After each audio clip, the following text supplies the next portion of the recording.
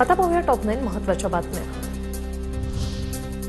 महाराष्ट्राच्या प्रशासकीय तिजोरीला 32,000 कोटींची गळती। मार्च 2023 बाबत कॅगचा अहवाल समोर। हजारो वाहनांचा कर थकवणाऱ्यांवर आरटीओ मेहरबान का? गेल्या 5 वर्षापासून 10,352 कोटींची थकबाकी प्रलंबित।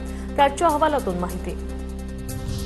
इराणला आता करार करायचा आहे। इराण सध्या त्यांचा नेता कोण हे शोधतंय।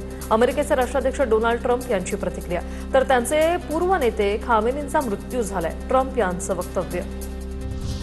एआयच्या नावाखाली कोणाला कामावरून काढता येणार नाही। मानवी श्रमाची जागा तंत्रज्ञान घेऊ शकत नाही। चीनमधील हांगझू इंटरमिजिएट पीपल्स कोर्टाचा निर्णय। एआयमुळे जगभरात लाखो कर्मचाऱ्यांवर घरी बसण्याची वेळ आली आहे।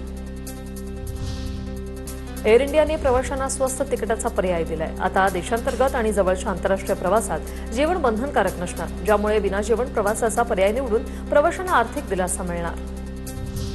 कनेक्टिंग लिंक सुरू झाल्यापासून मुंबई पुणे एक्सप्रेसवेवर वाहतूक कोंडीबाबत कोणत्याही तक्रारीचं नियंत्रण कक्षाला कॉल नाही। कनेक्टिंग लिंक सुरू होण्याआधी अनेक अपघात आणि वाहतूक कोंडीचे 10 ते 15 कॉल नियंत्रण कक्षाला येत होते। मुंबई गोवा हायवेच्या वाहतूक कोंडीच्या मंत्री आदित्य तटकरे यांना फटका। स्वतःच्या गाडीतील माणसं खाली उतरवत रस्ता मोकळा करण्याचा प्रयत्न। 2 दिवस मुंबई गोवा महामार्गावर माणगाव इंदापुरात वाहतूक कोंडी।